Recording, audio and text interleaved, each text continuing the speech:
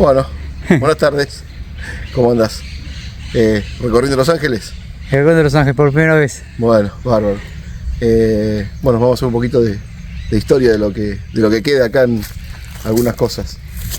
Esto que vemos acá son las ruinas de la primera escuela oficial que tuvo Los Ángeles. Hoy hay otra escuela que está más en la punta del pueblo, saliendo del pueblo. La escuela se inauguró oficialmente el 15 de octubre de 1926. Supo tener también otro número 6, que posiblemente el número 6 ha sido anterior a esta inauguración oficial. Y antes de eso había una escuela provisional del Estado, cuando se fundó el pueblo.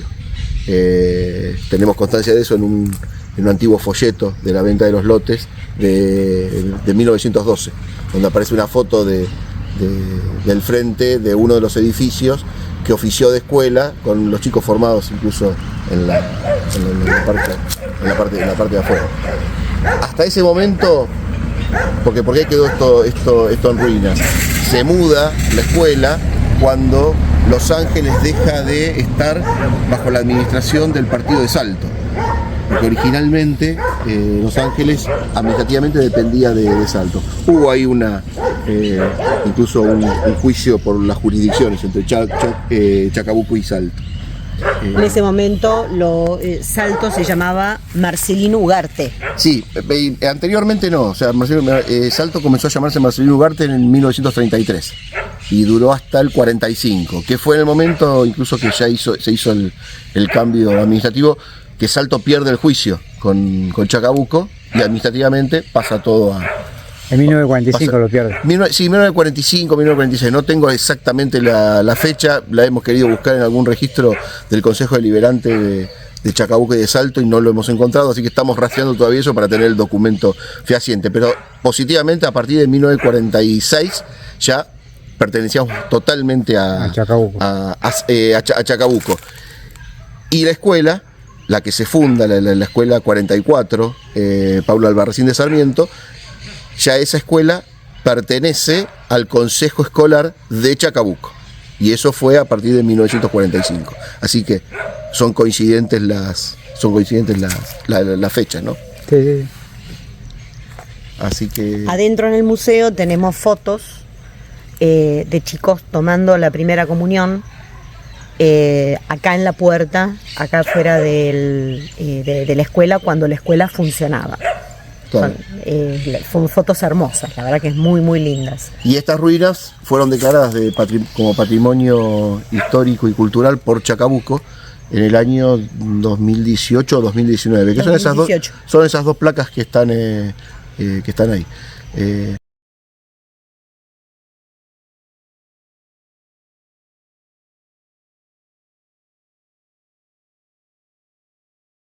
Está colocado en dos partes porque cuando quien lo encontró lo quiso aprovechar para construir dos cuchillos sin saber realmente qué era. Bueno, cuando llega a nuestras manos y pudimos recuperar el objeto en sí, hicimos una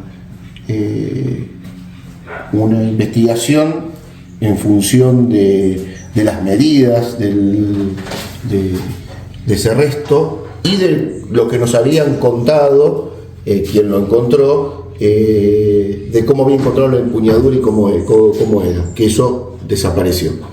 Y bueno, en esa investigación con un armero de una casa de Buenos Aires que se dedica a la venta de armas blancas e históricas, pudimos determinar de que eran los restos de un sable francés modelo 1822, que es este sable que tenemos nosotros acá.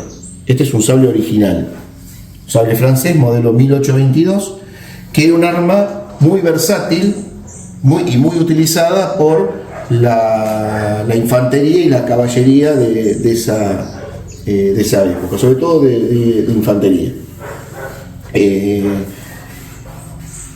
Obviamente este es un sable original claramente no estuvo en los episodios históricos que ahora voy a relatar, porque en función de esto nosotros empezamos a preguntarnos, bueno, ¿por qué encontramos en el terreno un sable y una bala? Se encontraron otras. Esta es una de las balas de cañón, más precisamente de un falconete. Esa es la denominación, como se denominaba por el tema del calibre. Eran cañones chiquititos que se utilizaban porque eran transportables, eran fáciles de transportar. Bueno, empezamos a investigar por qué podíamos haber encontrado acá en las tierras de Los Ángeles un elemento de estas características. Y investigando. Nosotros lo fuimos descubriendo, posiblemente a lo mejor otras personas lo supieran. Acá en Los Ángeles y nosotros no lo sabíamos, y en Chacabuco tampoco. Que por estas tierras pasó el ejército grande de la América del Sur que comandaba Urquiza en 1851 en la campaña que hace para enfrentarse con Rosas. Que termina esa campaña en la batalla de Caseros el 3 de febrero de 1852. ¿Dónde sacamos todos esos datos? Más allá de los libros históricos, Sarmiento venía como boletinero en el ejército grande, con el grado de teniente coronel. Y su función era ir describiendo y relatando cómo avanzaba la campaña. Y en una de esos pasajes tenemos nosotros que va relatando día por día, ¿no?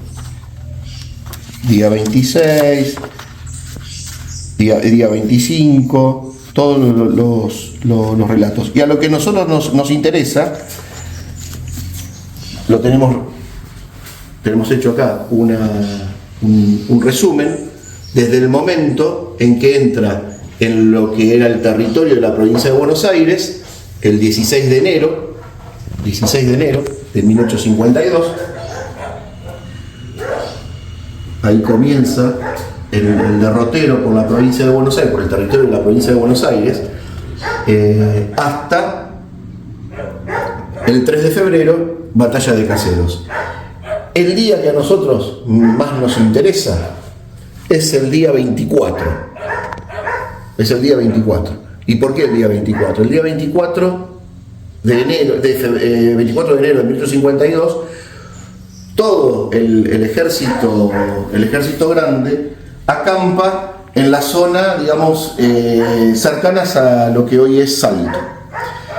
Habían tenido una jornada muy angustiante en el día previo, en la cercanía para llegar a lo que eran las lagunas Las Saladas, y todo el contingente estaba muy exhausto, con lo cual, y como fue muy duro llegar, la partida para la próxima jornada se retrasó hasta cerca de las 2-3 de la tarde. Todo relatado acá, ¿no? Hago esta aclaración. ¿Cuál era el derrotero que ellos tenían que hacer? El derrotero que ellos tenían que hacer era, acá arrancaron, entrando en la provincia de Buenos Aires, y daban toda esta media luna hasta llegar a la zona de Caseros, en el Palomar, el 3 de febrero. ¿Por qué hacían todo ese derrotero? El ejército grande estaba conformado por 30.000 hombres, con caballos, vacas y todos los suministros. Y el resto de contingentes que iban acompañando a todo el ejército. Claramente lo que necesitaban era agua. Entonces lo que iban buscando en ese derrotero eran las lagunas del territorio. Todas esas lagunas del territorio lo que le hacían describir por eso se formó exactamente esta media luna. Porque uno podría decir, ¿por qué no fueron desde la zona de San Pedro, que es cuando entran? ¿Por qué no fueron directamente por el costado del río Paraná? Claro. Porque todo el costado del río Paraná, quien era fuerte por ser, digamos, el dueño de casa, por decirlo de alguna manera, Rosas. Entonces ahí las tropas de Rosas eran más importantes y más fuertes.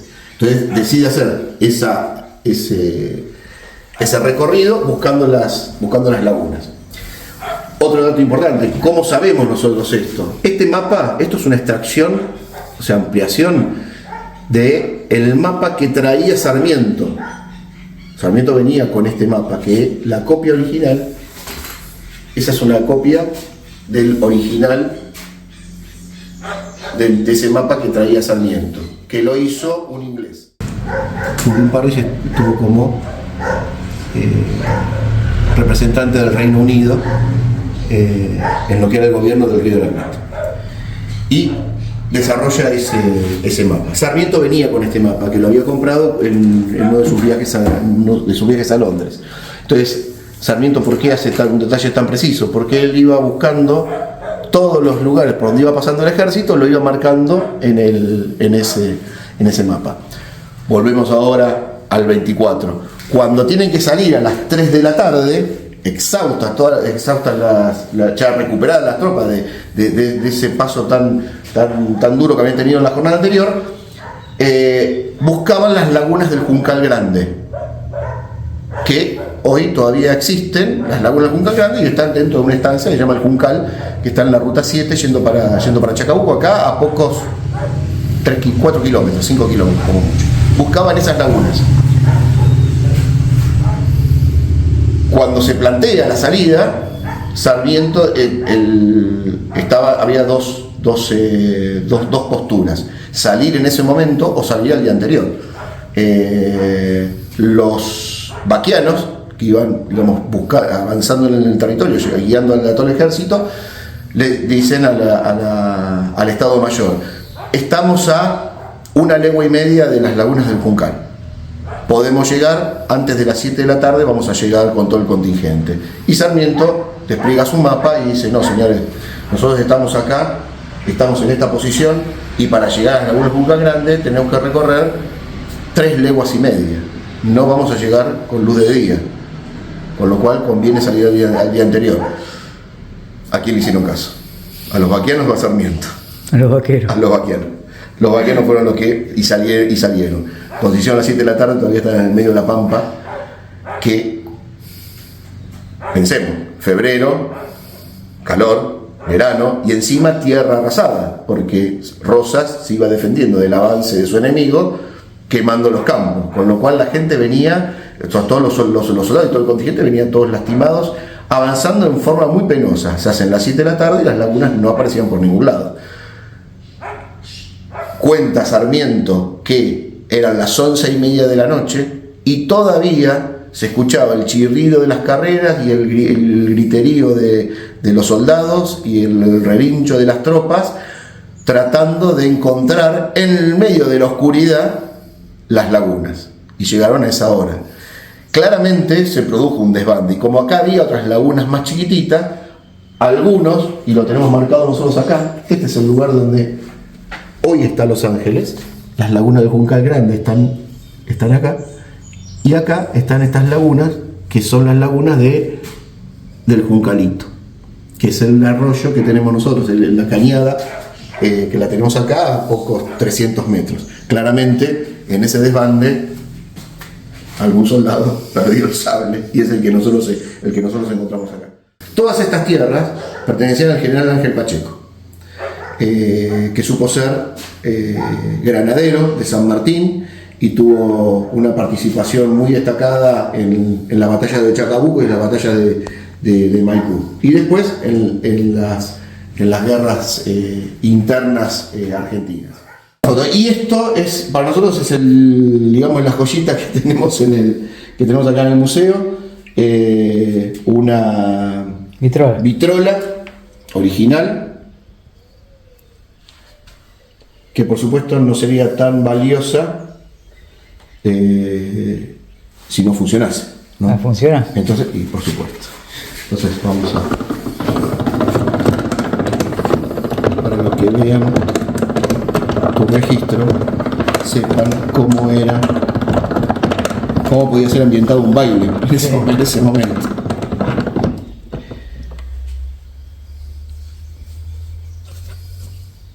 Acá tenemos algunos discos. Es la primera vez que la veo funcionar, ¿eh? ¿La primera vez? Sí. Va a haber una vitrola también. Siempre vi fonógrafo. Y te vas a maravilla, porque realmente es una cosa. Yo cada vez que la pongo en funcionamiento me. Hace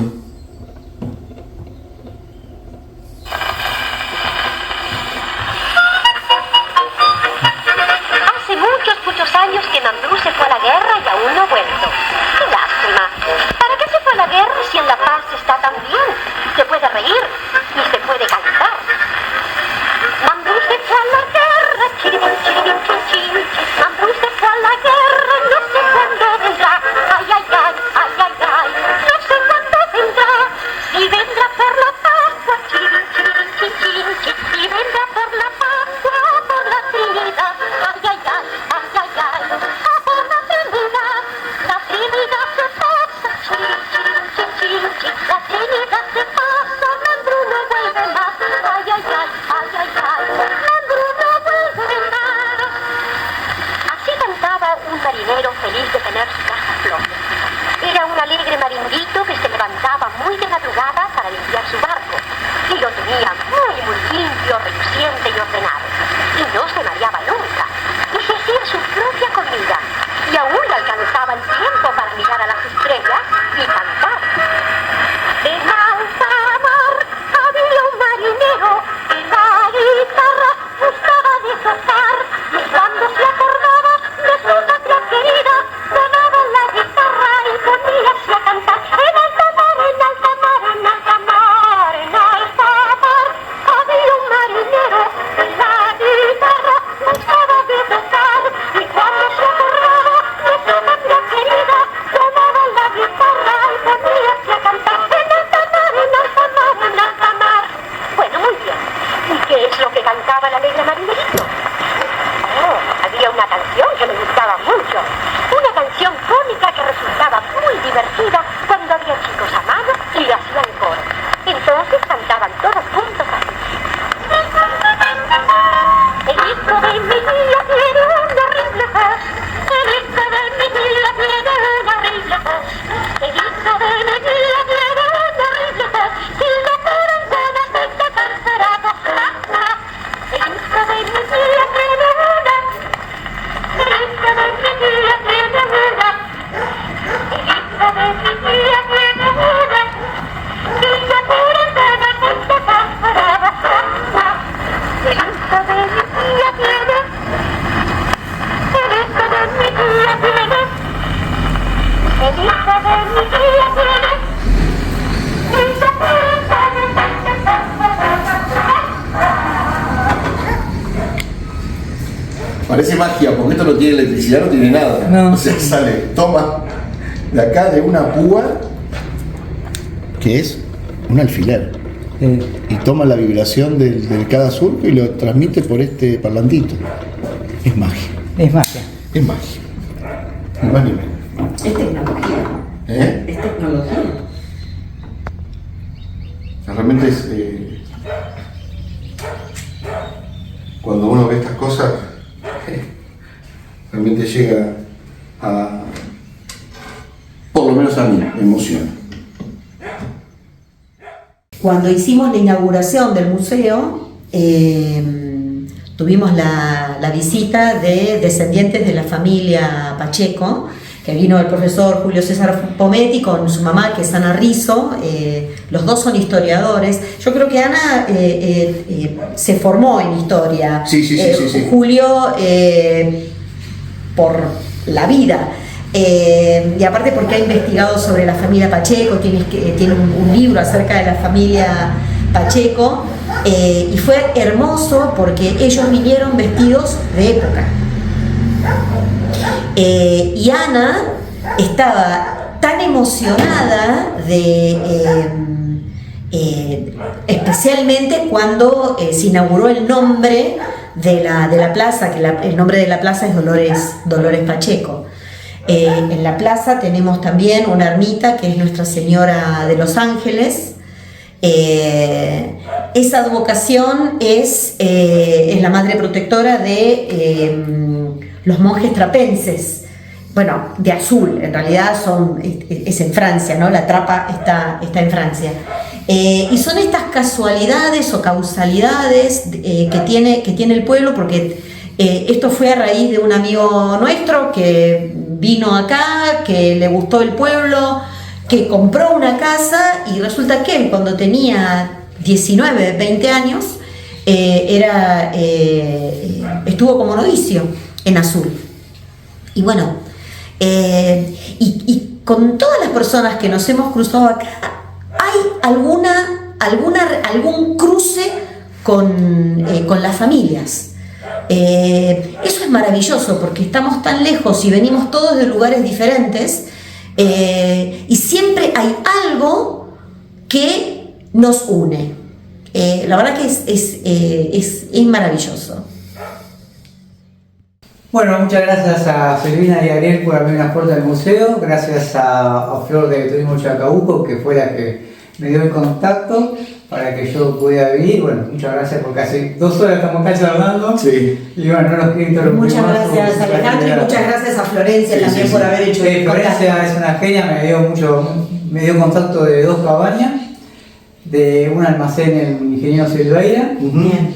Y bueno, para venir para este lado, después del lado del Rauso me encargué yo, pero fue una genia. No, muchísimas gracias, Muchas la gracias. verdad que fue un gusto Y poder la próxima contar. visita espero que el museo sea el doble de este. Va a ser más grande. Va a ser más grande. Va a ser más grande. Pequeño detalle, Bueno. un botoncito de Muchísimas del gracias. cuento de Los Ángeles. Muchas gracias. Gracias.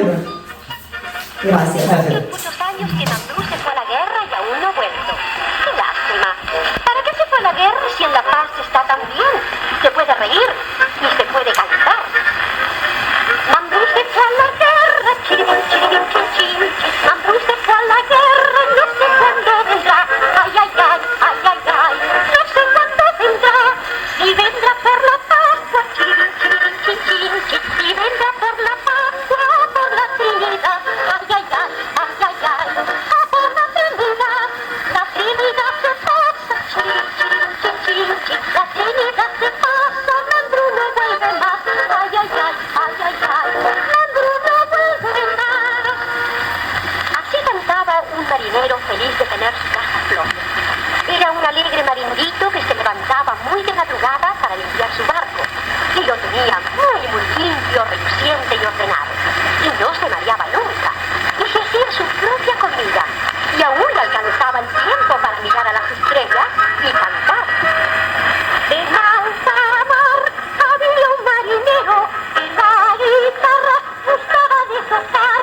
Y cuando se acordaba de su patria querida, sonaba la guitarra y poníase a cantar. En alta mar, en alta mar, en alta mar, en alta mar había un marinero y la guitarra buscaba desatar.